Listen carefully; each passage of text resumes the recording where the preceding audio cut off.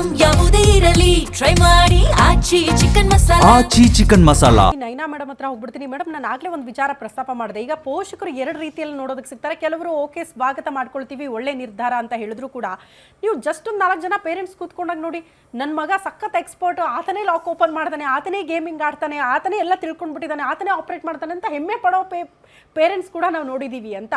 ಇದ್ರ ಜೊತೆಗೆ ಇನ್ನೊಂದು, ಮೊಬೈಲ್ ಎಷ್ಟು ಒಳ್ಳೆಯದು ಅಷ್ಟೇ ಕೆಟ್ಟದ್ದು ಅಂತ. ಇಂಥ ವಯಸ್ಸು ಅಂತಲ್ಲ, ಎಂಥ ವಯಸ್ಸಿನವ್ರನ್ನಾರು ತಗೊಳ್ಳಿ, ಯಾಕೆ ಕೆಟ್ಟದ್ದೇ ಅತಿ ಹೆಚ್ಚಾಗಿ ಪ್ರಭಾವ ಬೀರುತ್ತೆ? ಯಾಕೆ ಕೆಟ್ಟದಕ್ಕೆ ಜಾಸ್ತಿ ಅಡಿಕ್ಟ್ ಆಗ್ತಾರೆ ಮಕ್ಕಳು? ಅದು ಪ್ರಶ್ನೆ ಇದೆ. ಹೌದು, ಒಳ್ಳೇದನ್ನ ಯಾಕೆ ತಗೊಳ್ಳಲ್ಲ? ಹೌದು ಮೇಡಮ್, ನಾನು ಅವಾಗಲೇ ಹೇಳಿದೆ ನಿಮಗೆ, ಅವ್ರ ಹಾರ್ಮೋನ್ಸ್ ಚೇಂಜ್ ಆಗ್ತಾ ಇರುತ್ತೆ ಬೆಳವಣಿಗೆ ಅಂತ. ಆಮೇಲೆ ಈಗ ಸರ್ಗೂ ಕೂಡ ಹೇಳ್ತಾ ಇದ್ರು, ಏನು ಆಲ್ಕೋಹಾಲಿಗೆ ಅಡಿಕ್ಟ್ ಆಗ್ತಾರೆ, ಡ್ರಗ್ಸಿಗೆ ಅಡಿಕ್ಟ್ ಆಗ್ತಾರೆ. ಹೌದು, ಈ ಸಮಯದಲ್ಲಿ ಅದರಲ್ಲೂ ಅಬೋವ್ 7 to 8 ಇಯರ್ಸ್ ಮೇಲೆ ಮಕ್ಕಳಲ್ಲಿ ಒಂದು ರಿಸ್ಕ್ ಟೇಕಿಂಗ್ ಬಿಹೇವಿಯರು ಬರುತ್ತೆ. ಅಂದರೆ ಅವರು ರಿಸ್ಕ್ ತಗೊಳ್ಳೋ ಅಂಥದ್ದನ್ನೇ ಜಾಸ್ತಿ ಆಯ್ಕೆ ಮಾಡ್ಕೊಳ್ಳೋದು. ಯಾಕಂದರೆ ಅವರು ಡೊಪಮೈನ್ ಹಿಟ್ ಆಗ್ತಾ ಇರಬೇಕು ಅವರಿಗೆ. So challenging task, alcohol try ಮಾಡೋಣ, ಸ್ಮೋಕಿಂಗ್ ಟ್ರೈ ಮಾಡೋಣ, ಗೇಮಿಂಗ್ ಟ್ರೈ ಮಾಡೋಣ, ಆಮೇಲೆ ಸ್ಕೈ ಡೈವಿಂಗ್ ಇಷ್ಟ ಅವ್ರಿಗೆ. ಈ ಥರ ರಿಸ್ಕ್ ಟೇಕಿಂಗ್ ಬಿಹೇವಿಯರ್ ತುಂಬ ಇರುತ್ತೆ. ನೀವು ಅಕಸ್ಮಾತ್ ಅವ್ರ ಫ್ರೀಡಮ್ನ ಕಂಟ್ರೋಲ್ ಮಾಡ್ತಿದ್ದೀರಾ ಅಂತ ಗೊತ್ತಾಯಿತು ಅಂದರೆ ರೂಲ್ ಬ್ರೇಕ್ ಮಾಡ್ತಾರೆ, ಸೀಕ್ರೆಸಿ ಮೇಂಟೈನ್ ಮಾಡ್ತಾರೆ, ಕದ್ದು ಮುಚ್ಚಿ ಮಾಡ್ತಾರೆ, ಅಬ್ಸೆಷನ್ ಜಾಸ್ತಿ ಆಗುತ್ತೆ. ಏನಾದರೂ ಅವರಿಂದ ಬಚ್ಚಿಡಕ್ಕೆ ಟ್ರೈ ಮಾಡಿದ್ರಿ ಅಂದರೆ ಅವರಲ್ಲಿ ಇಂಟ್ರೆಸ್ಟ್ ಜಾಸ್ತಿ ಆಗುತ್ತೆ. ಸೊ ನಾವು ಈಗ ಅಡಾಲಸೆಂಟ್ ಮಕ್ಕಳಿಗೆ ನಾವು ಟ್ರೈನಿಂಗ್ ಕೊಡಬೇಕಾದ್ರೆ ತಂದೆ ತಾಯಿಗಳಿಗೆ ಹೇಳ್ತೀವಿ, ತುಂಬ ಸೀಕ್ರೆಸಿ ಮೇಂಟೈನ್ ಮಾಡಬೇಡಿ. ಅಂದರೆ ಮಕ್ಕಳಿಗೆ ಅದು ತಪ್ಪು, ಇದು ತಪ್ಪು, ಇದು ಸರಿ ಇಲ್ಲ, ನೀವು ಎಷ್ಟು ರಿಸ್ಟ್ರಿಕ್ಟ್ ಮಾಡ್ತೀರಾ ಅಷ್ಟು ಕೈಜಾರು ಹೋಗ್ತಾರೆ. ಓಕೆ, ಒಂಥರ ಈಗ ಒಂದು ಹಕ್ಕಿನ ನೀವು ಕೈಯಲ್ಲಿ ಇಟ್ಕೊಂಡ್ರೆ ಆಗಲ್ಲ, ಅದಕ್ಕೆ ಹಾರೋದಕ್ಕೆ ಬಿಡಬೇಕು. ಸೊ ಮಕ್ಕಳು ಹಾಗೆ. ಮಕ್ಕಳಿಗೆ ಬೇಕಾಗಿರೋದು ಒಳ್ಳೆ ಪೇರೆಂಟಿಂಗ್. ಅಂದರೆ ನೀವು ಸ್ಕೂಲ್ಗಳಲ್ಲಿ, ಕಾಲೇಜಸಲ್ಲಿ ಓಕೆ ತರಗತಿ ನಡೆಯುವಾಗ ಮೊಬೈಲ್ನ ಬ್ಯಾನ್ ಮಾಡಿ, ಪರವಾಗಿಲ್ಲ, ಆಮೇಲೆ ನೀವು ಕೊಡ್ತೀರಾ ಏನೋ. ಬಟ್ ಪೇರೆಂಟಿಂಗ್ ಸೆಷನ್ಸ್ನ ನೀವು ಅರೇಂಜ್ ಮಾಡಿದ್ರೆ, ಈಗ ನಾವು ಯಾವುದೇ ಒಂದು ಡಿವೈಸ್ ತೊಗೊಂಡ್ರು ನಮಗೆ ಯೂಸರ್ ಮ್ಯಾನ್ಯಲ್ ಗೊತ್ತಿರುತ್ತೆ, ಹೌದಾ?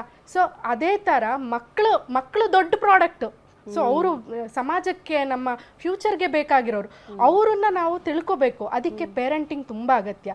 ಅಂಥ ಸೆಷನ್ಸ್ನ ಗೌರ್ಮೆಂಟಲ್ಲಿ, ಸ್ಕೂಲ್ಗಳಲ್ಲಿ ಪ್ರಮೋಟ್ ಮಾಡೋದ್ರಿಂದ ಅವ್ರ ಮಾನಸಿಕ ಸ್ಥಿತಿ ಹೆಂಗಿರುತ್ತೆ, ಅವ್ರನ್ನ ಹಗಲೆಲ್ಲ ನೀನು ಅದು ತಪ್ಪು, ನೀನು ಇದು ತಪ್ಪು, ಅಲ್ಲಿ ಹೋಗಬಾರ್ದು, ಇಲ್ಲೋ ನಾನು ಹೋಗ್ತೀನಿ, ನಾನು ಬ್ರೇಕ್ ಮಾಡ್ತೀನಿ, ಓ ಯಾವ್ದು ಬೇಡ ಅಂತೀವಿ ಅದನ್ನ ವಾಪಸ್ ಮಾಡ್ತಾರೆ ಅವರು. ನೀವು ಅವ್ರನ್ನ ಕಂಟ್ರೋಲ್ ಮಾಡಿ, ಇಲ್ಲ ನಾವು ಹೇಳ್ದಂಗೆ ಕೇಳ್ತೀವಿ, ನೀವು ಕಂಟ್ರೋಲ್ ಮಾಡ್ತೀವಿ, ನೀವು ಏನ್ ಬೇಡ ಅಂತೀರೋ ಅದ್ರ ಆಪೋಸಿಟ್ ಅವ್ರು ಮಾಡೋದು. ಸೊ ನಾಳೆ ಅವರು ರೂಲ್ ಬ್ರೇಕ್ ಮಾಡಕ್ ಶುರು ಮಾಡಿದ್ರು 16 ವರ್ಷದಲ್ಲಿ ಅಂದ್ರೆ, ನಾಳೆ ಎಲ್ಲಾದ್ರಲ್ಲೂ ರೂಲ್ ಬ್ರೇಕ್ಸ್ ಮಾಡ್ತಾರೆ. ನೀವು ಗೌರ್ಮೆಂಟ್ ಏನೇ ರೂಲ್ ತೆಗೀರಿ, ನಾನು ಬ್ರೇಕ್ ಮಾಡ್ತೀನಿ, ಬಿಕಾಸ್ ನಂಗೆ ಅಭ್ಯಾಸ ಇದೆ 16 ವರ್ಷದಲ್ಲಿ ಮಾಡಿ. ಸೊ ಈ ತರ ಬಿಹೇವಿಯರ್ ಅವರಲ್ಲಿ ಜಾಸ್ತಿ ಆಗುತ್ತೆ. ನಾವ್ ಏನ್ ಮಾಡ್ಬೋದು ಅಂದ್ರೆ, ಬ್ಯಾನ್ ಮಾಡೋದ್ಕಿಂತ ಅವ್ರಿಗೆ ಕಂಟ್ರೋಲ್ ಮಾಡ್ಬೋದು. ಅಂದ್ರೆ ಬೇರೆ ರೀತಿಯಲ್ಲಿ ಅಂದ್ರೆ ಆ್ಯಪ್ಸ್ಗಳನ್ನ ಯೂಸ್ ಮಾಡೋದ್ರ ಮುಖಾಂತರ. ಮತ್ತು ಅದರಲ್ಲೂ ಈ ಸೋಷಿಯಲ್ ಮೀಡಿಯಾ ಇಂಪ್ಯಾಕ್ಟು, ಅವರಿಗೆ ಸೆಲ್ಫ್ ಕಂಪ್ಯಾರಿಸನ್ ಜಾಸ್ತಿ ಆಗ್ತಾ ಇರುತ್ತೆ. ಅಂದರೆ ಎಲ್ಲದನ್ನು ಕಂಪೇರ್ ಮಾಡ್ಕೋತಾ ಇರ್ತಾರೆ. ಈಗ ಬಾಲಿವುಡ್ ಹೀರೋಯಿನ್ಸ್ ನೋಡೋದು, ಹೀರೋಸ್ ನೋಡೋದು, ನಾನು ಅವ್ರ ಥರ ಇರಬೇಕು, ಈ ಥರ ಕಂಪ್ಯಾರಿಸನ್, ಸೋಷಿಯಲ್ ಮೀಡಿಯಾ ನೋಡೋದು, ಕಂಪ್ಯಾರಿಸನ್ ಮಾಡ್ಕೊಳ್ಳೋದು, ನಾನು ಸರಿ ಇಲ್ಲ, ನನಗೇನೋ ಪ್ರಾಬ್ಲಮ್ ಇದೆ, ಈ ಥರ ಅವರು ಮಾಡ್ತಾ ಇರ್ತಾರೆ. ಅಂಥ ಟೈಮಲ್ಲಿ ಇಲ್ಲಿ ಗೌರ್ಮೆಂಟು, ಪೇರೆಂಟ್ಸು ಎಲ್ಲ ಬೈತಾ ಇದ್ರೆ ಕಂಪ್ಲೀಟಾಗಿ ನಾನು ಸರಿ ಇಲ್ಲ, ಕಾಂಪಿಟೇಟಿವ್ ಆ ಮೈಂಡ್ ಸೆಟ್ಟೇ ಹೊರಟೋಗ್ಬಿಡುತ್ತೆ, ಅವ್ರು ಮುಂದೆ ಹೋಗೋದಿಲ್ಲ. ಅದ್ರ ಬದಲಾಗಿ ಪೇರೆಂಟ್ಸು, ಟೀಚರ್ಸ್ ಏನು ಮಾಡಬೇಕು, ಅವರಿಗೆ ಹಾಬೀಸ್ನ ಪ್ರಮೋಟ್ ಮಾಡೋದು, ಕಾಂಪಿಟೇಷನ್ ಸ್ಟೇಜ್ ಮೇಲೆ ಕರೆಯೋದು, ಅವರಿಗೆ ಬೇರೆ ಬೇರೆ ಆ್ಯಕ್ಟಿವಿಟೀಸ್ನ ಕೊಡೋದು. ಈ ರೀತಿಯಲ್ಲಿ ಅವರ ಆ್ಯಕ್ಟಿವಿಟೀಸು, ಹಾಬೀಸು, ಅವರ ಎಕ್ಸಸೈಸು, ಅವರ ಒಂದು ಫಿಸಿಕಲ್ ಆ್ಯಕ್ಟಿವಿಟೀಸ್ನ ಚೇಂಜ್ ಮಾಡಬೇಕೇ ಹೊರತು, ಕೆಲವೊಂದು ಯೋಗ, ಪ್ರಾಣಾಯಾಮ ಇದನ್ನೆಲ್ಲ ಪ್ರಮೋಟ್ ಮಾಡಿ ಅವರನ್ನು ಹೆಲ್ತಿ ವೇಗೆ ಕರ್ಕೊಂಡು ಹೋಗ್ಬೇಕು. ಓಕೆ, ಒಟ್ಟಿನಲ್ಲಿ ಈಗ ಅಡಿಕ್ಟ್ ಆಗಿಬಿಟ್ಟಿದ್ದಾರೆ ಮಕ್ಕಳು. ಆಲ್ ಆಫ್ ಅ ಸಡನ್ ನಿಮಗೆ ಮೊಬೈಲ್ ಕೊಡಲ್ಲ, ಅದರಿಂದ ಡಿಟ್ಯಾಚ್ ಆಗಬೇಕು ಅಂತ ಅಂದರೆ ಬಹಳ ಕಷ್ಟ. ಅದು ಮತ್ತೊಂದು ರೀತಿ ಪ್ರಭಾವ ಬೀರುತ್ತೆ ಮಕ್ಕಳ ಮನಸ್ಸು ಮೇಲೆ. ಅದರಿಂದ ಆಚೆ ತರೋದಕ್ಕೊಂದಷ್ಟು ನಿಯಮಗಳನ್ನು ತನ್ನಿ, ಜೊತೆಗೆ ಬೇರೆ ಬೇರೆ ರೀತಿ ಆ್ಯಕ್ಟಿವಿಟಿಲಿ ಮಕ್ಕಳನ್ನ ಬ್ಯುಸಿ ಮಾಡೋದು ಒಳ್ಳೆಯದು ಅನ್ನೋದ್ರ ಬಗ್ಗೆ ಹೇಳ್ತಾ ಇದ್ದಾರೆ ಮನೋವೈದ್ಯರು. ನೇರವಾಗಿ ಶುಭಮಂಗಲ ಮೇಡಮ್ ಹತ್ರ ಹೋಗ್ಬಿಡ್ತೀನಿ. ಮೇಡಮ್, ಹೆಂಗೆ ಕಂಟ್ರೋಲ್ ಮಾಡೋದು ಅಂತ, ಕಂಪ್ಲೀಟಾಗಿ ಬ್ಯಾನ್ ಮಾಡದೆ ಹೋದರೂ ಕೂಡ ಹೆಂಗೆ ಅದನ್ನು ಕಂಟ್ರೋಲ್ ಮಾಡೋದು ಅಂತ ಒಂದಷ್ಟು ನಿಯಮಗಳನ್ನು ಜಾರಿ ಮಾಡಿದ್ರೆ ಒಳ್ಳೇದಾ? ಯಾರ ಜವಾಬ್ದಾರಿ ಅದು ಅನ್ನೋದು ಪ್ರಶ್ನೆ ಆಗುತ್ತೆ. ಖಂಡಿತವಾಗ್ಲೂ ಹೌದು. ಇದ್ರ ಬಗ್ಗೆ ನಾವು ಚರ್ಚೆ ಮಾಡ್ಲೇಬೇಕಾಗತ್ತೆ. ಯಾಕೆಂದ್ರೆ ನಿಮ್ಗೆಲ್ಲ ಗೊತ್ತಿದೆ, ನಾವು ಸ್ಕೂಲಲ್ಲಿ ಬ್ಯಾನ್ ಮಾಡ್ತೀವಿ ಅಂತ ಹೇಳಿ ಒಂದು ರೂಲ್ ತಂದ್ರೆ, ಅಯ್ಯೋ ಸ್ಕೂಲಲ್ಲಿ ಅವನಿಗೆ ಕೊಟ್ಟಿಲ್ಲ ಬಿಡು, ಮನೆಯಲ್ಲಿ ಕೊಡ್ತೀನಿ ಅಂತ ಹೇಳ್ತಾರೆ. ಪಬ್ಲಿಕ್ ಪ್ಲೇಸ್ ಅಲ್ಲಿ ಕೊಡಲ್ಲ ಅಂತಂದ್ರೆ, ಆಯ್ತು ಬಿಡು, ನನ್ ರೂಮಲ್ಲಿ ಬಾಗ್ಲಾಕಿ ಅವನಿಗೆ ಕೊಡ್ತೀನಿ, ಏನೋ ಅವನಿಗೆ ಬೇಜಾರಾಗಿದೆ. ಈ ರೀತಿ ತಂದೆ ತಾಯಿಯಂದ್ರು ಕೂಡ ಅರ್ಥ ಮಾಡ್ಕೋಬೇಕಾಗಿರೋದು ಏನು ಅಂದ್ರೆ, ಬ್ಯಾನ್ ಮಾಡ್ತಾ ಇರೋದು ಯಾತಕ್ಕೆ? ಮಗುವಿನ ಒಳ್ಳೇದಕ್ಕೆ ಬ್ಯಾನ್ ಮಾಡ್ತಾ ಇರೋದ್ರಿಂದ ಮಗುವಿನ ಜೊತೆಗೆ ಕೂತ್ಕೊಂಡು ಹೇಳ್ಬೇಕಾಗತ್ತೆ, ಯಾತಕ್ಕೆ ನಿನ್ಗೆ ಇದು ಈ ಏಜಿಗೆ ಬೇಡ. ಯಾಕೆಂದ್ರೆ ಆಗಿನ್ನು ಮೈಂಡ್ ಬೆಳೆಯುವಂತ ಟೈಮ್ ಅದು, ಜನರ ಜೊತೆ ಬೆರೆಯುವಂತ ಟೈಮ್ ಅದು.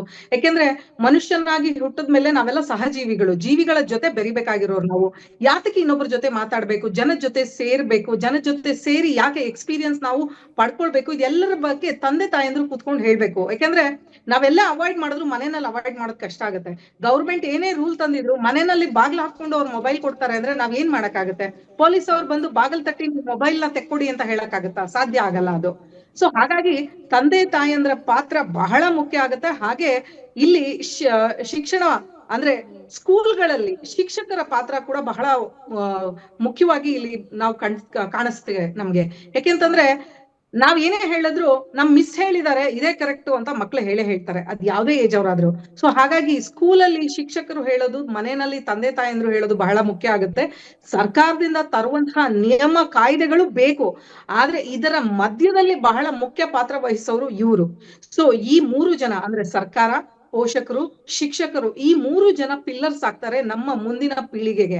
ಆ ಪೀಳಿಗೆಗೆ ನಾವು ಸರಿಯಾದ ದಾರಿಯನ್ನ ತೋರಿಸ್ಬೇಕಾಗುತ್ತೆ. ಯಾಕೆಂದ್ರೆ ಈಗೆಲ್ಲ ಹೇಳ್ತಾ ಇದ್ರು, ಅಯ್ಯೋ ಮೊಬೈಲ್ ಅಲ್ಲಿ ತುಂಬಾ ಚೆನ್ನಾಗಿ ಅವನು ಹಾಗ್ ಮಾಡ್ತಾನೆ, ಲಾಕ್ ಓಪನ್ ಮಾಡ್ತಾನೆ, ಹೀಗ್ ಮಾಡ್ತಾನೆ, ಎಲ್ಲ ಸರಿ. ಅದೇ 8 ವರ್ಷ 7 ವರ್ಷದ ಮಗು ಬೈಕ್ ಸಖತ್ತಾಗಿ ಓಡಿಸ್ತಾನೆ ಅಂತ ಕೊಟ್ಬಿಡ್ತೀರಾ ನೀವು? ಹೈವೇನಲ್ಲಿ ಓಡ್ಸಕ್ ಕಳಿಸ್ಬಿಡ್ತೀರಾ ನೀವು? ಕಾಯಲ್ವಾ ನೀವು? ಆ ಮಗು 18 ವರ್ಷ ಆಗಿ ಅವನಿಗೆ ಲೈಸೆನ್ಸ್ ಬರೋವರೆಗೂ ನೀವು ಕಾಯ್ತೀರಾ ತಾನೆ? ಇದು ಹಾಗೆ ಅವ್ನ್ ಮಾಡ್ತಾನೆ ನಿಜ, ಅವ್ನಿಗೆ ಗೊತ್ತಿದೆ ನಿಜ, ಅವ್ನ್ ತಿಳ್ಕೊಂಡಿದ್ದಾನೆ ನಿಜ, ಹಾಗಂತ ಕೊಟ್ಬಿಟ್ಟು ಯಾಕೆ ಕಳಿಸ್ಬಿಡ್ತಾ ಇದ್ದೀರಾ ನೀವು? ಅರ್ಥ ಮಾಡ್ಕೊಳ್ಳಿ. ಇಲ್ಲಿ ನಾವು ಹೇಳ್ತಾ ಇರೋದು ಅವ್ರಿಗೆ ಆಗಲ್ಲ ಅಂತಲ್ಲ, ಅವರಿಗೆ ಈ ಏಜ್ ನಲ್ಲಿ ಅದು ಬೇಡ. ಎರಡನೇದು, ಮೊಬೈಲ್ ನಲ್ಲಿ ಏನೆಲ್ಲ ಕಾಣ ಸಿಗುತ್ತೆ, ಏನೆಲ್ಲ ನೋಡ ಸಿಗುತ್ತೆ ಅನ್ನೋದ್ರ ಒಂದು ಪರಿವು ನಿಮಗೆ ಇನ್ನೂ ಸಿಗ್ತಿಲ್ಲ. ತಂದೆ ತಾಯಂದ್ರಿಗೆ ಅದು ಗೊತ್ತಾಗ್ತಾ ಇಲ್ಲ. ಇಡೀ ಪ್ರಪಂಚ ಅವ್ರ ಮುಂದೆ ಇರುತ್ತೆ, ಅದರಲ್ಲಿ ತಪ್ಪು ಯಾವ್ದು ಸರಿ ಯಾವ್ದು, ಎಷ್ಟೋ ಸೈಟ್ಗಳಲ್ಲಿ ಅವರಿಗೆ ವಯಸ್ಕರದು ಅಲ್ಲಿ ನೋಡ ಸಿಗುತ್ತೆ. ಅದು ಆ ಏಜಿಗೆ ಬೇಕಾ? ಇದೆಲ್ಲವೂ ಕೂಡ ರಾಮಾಯಣನೂ ಸಿಗುತ್ತೆ, ವಯಸ್ಕರ ಶಿಕ್ಷಣನೂ ಸಿಗುತ್ತೆ, ಅವ್ರ ಏಜಿಗೆ ಬೇಡದೇ ಇರೋದು ಸಿಗುತ್ತೆ. ಅದನ್ನ ಯಾವ್ದು ಚೂಸ್ ಮಾಡ್ಕೋಬೇಕು ಅವರು? ನಾನ್ ರಾಮಾಯಣ ನೋಡ್ಬೇಕಾ, ಮಹಾಭಾರತ ನೋಡ್ಬೇಕಾ, ಅಥವಾ ಯಾವ್ದೋ ಒಂದು ಡರ್ಟಿ ವೆಬ್ಸೈಟ್ ಬರ್ತಾ ಇದೆ ಅದನ್ನ ನೋಡ್ಬೇಕಾ? ಆ ಮಕ್ಳಿಗೆ ಇನ್ನೂ ಗೊತ್ತಿರಲ್ಲ.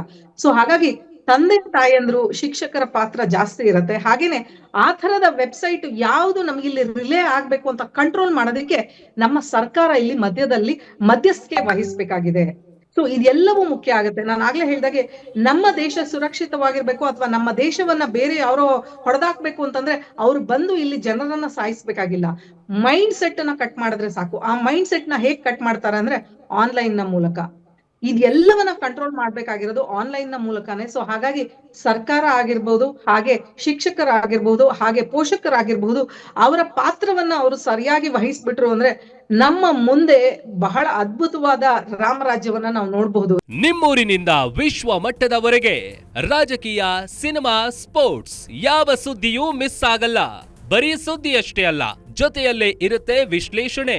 ಗ್ಯಾರಂಟಿ ನ್ಯೂಸ್ ನ ಸಬ್ಸ್ಕ್ರೈಬ್ ಮಾಡಿ, ಫಾಲೋ ಮಾಡಿ, ಕ್ಷಣ ಕ್ಷಣದ ಅಪ್ಡೇಟ್ಸ್ ಪಡೆಯಿರಿ.